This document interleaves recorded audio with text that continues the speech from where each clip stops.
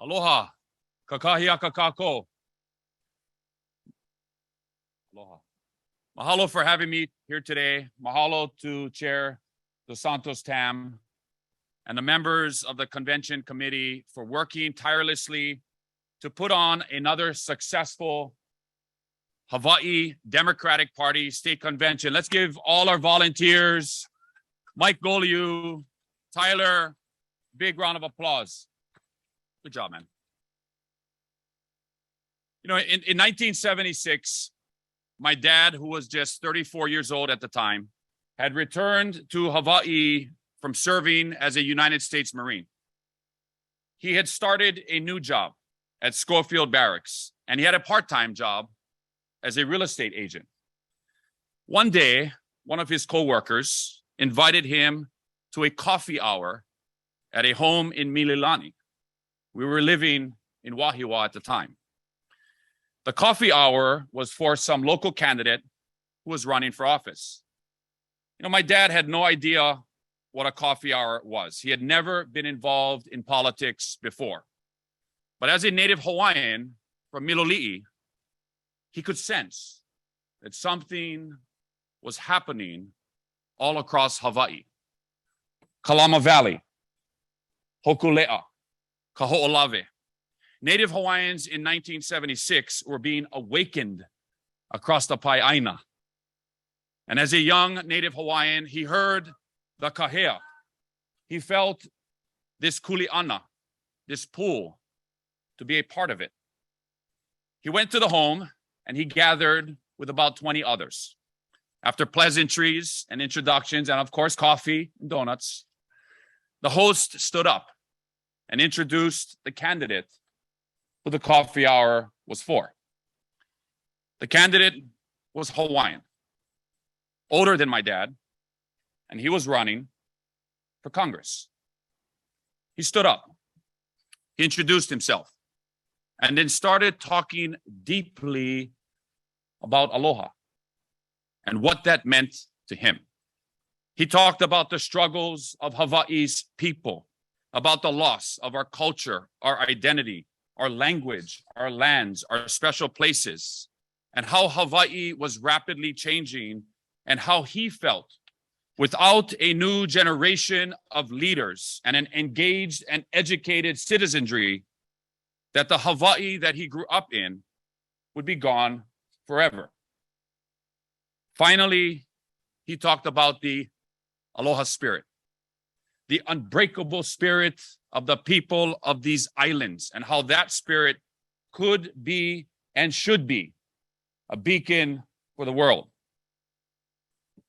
As a young Hawaiian, a young Gilbert Kahele was captivated that night, and he left that home in Mililani firmly believing that he could play a small part in creating a better Hawaii for his children and for future generations. My dad immediately joined the Democratic Party, attended his first state convention in 1976, and would go on to help Democratic candidates for the next 40 years, many of you here today, seeking public office until he got his chance to serve in the Hawaii State Senate, thanks to Governor Abercrombie in 2011. The candidate running for office at that home in Mililani, 1976, was Daniel Kahikina Akaka.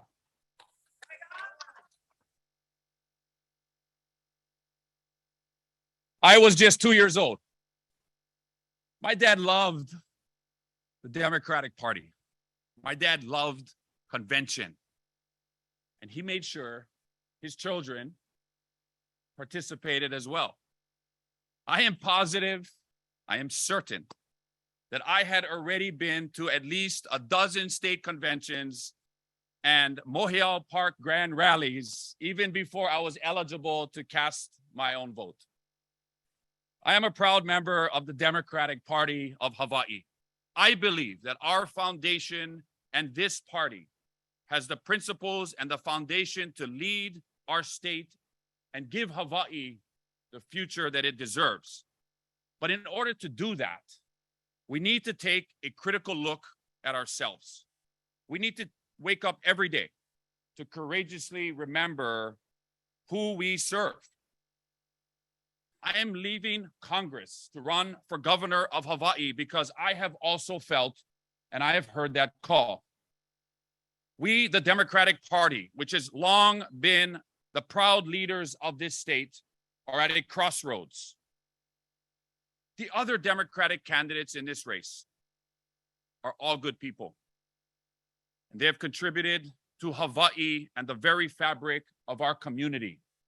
But what they do not represent is generational change. Change is a governor who will be a catalyst, not the status quo. Change is a governor who will lead by example, who will be compassionate, who will be humble, but also decisive. Change is a governor who can communicate with clarity and purpose, who can give people hope and inspire the next generation of Oiwi leaders. Change is a governor who will use critical thinking to solve Hawaii's most pressing issues and who will remain calm in the eye of the storm. Change is a governor that will fight for Hawaii and all its people. A governor that will defuel, decommission, and permanently shut down Red Hill and return Makua Valley to the people of Hawaii. We together must be this change. Because if we don't, we will continue to witness the degradation of our democratic values as more people, our people, driven by frustration, leave our party. How can we ask our working families, our working people, our millennials, our Generation Zs to support us when our politics is driven by the wealthy and the well-connected? How can we ask conservatives to find the moral fortitude to stand up to the gun lobby when we refuse to stand up to big money ourselves? I would like us all to remember this. The most consequential moments of change must be fought for. They have never, ever been handed to us by the establishment or the status quo. Women's rights, civil rights, LGBTQ rights, Native rights, water rights. These moments of change weren't handed to us. People fought hard for them. They died for them. There are always the career politicians that say, not now. You gotta wait your turn. You're too loud. You're too risky. You're too ambitious. You don't smile enough.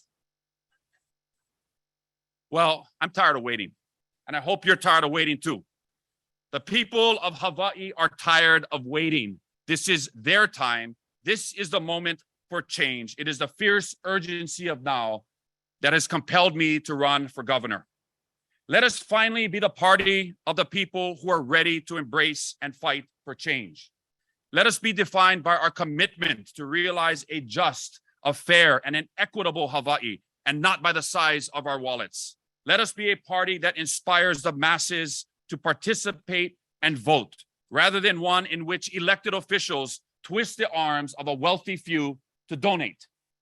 Let us be a party that inspires a 9-year-old boy named Kapi'i Anaia, a third grader who attends Anuenui School in Palolo, who sent me this letter in Olelo, Hawaii, 2 days after I announced, enclosed with a $5 donation.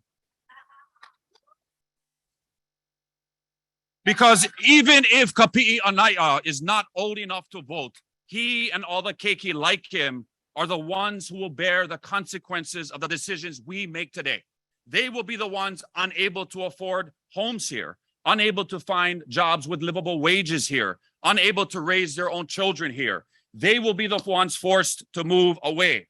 And if we want a better Hawaii, and I firmly believe we do, we must start with our own house. This primary election will be a Democratic Party. Will we be a Democratic Party that defends a rotting status quo?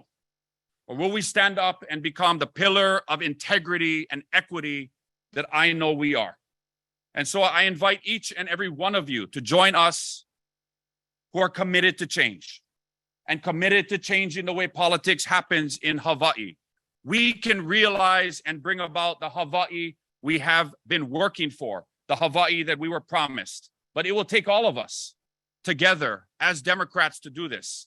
And if I can do anything at this moment in my life, I hope it is to make an impact in Hawaii, an impact in this election. And I hope it is by starting a movement, inspiring people like Kapi'i Anai'aya, people all across Hawaii to be a part of this movement, to integrate a new mindset and to make a change so we no longer have to have this discussion, because our children and future generations of elected leaders will get it. They will know it, and it will be the new normal. And if we can do that, if we can win the highest office in Hawaii in 98 days, a different way, we will change the course of history. So if you are willing, if you are ready to work for it, if you are ready to fight for it, if you are ready for change, if you are ready to believe, let's give hope back to the people of Hawaii and inspire a new generation of leaders who will march this great Democratic Party and state forward to a better and a brighter day. Mahalo nui loa and aloha.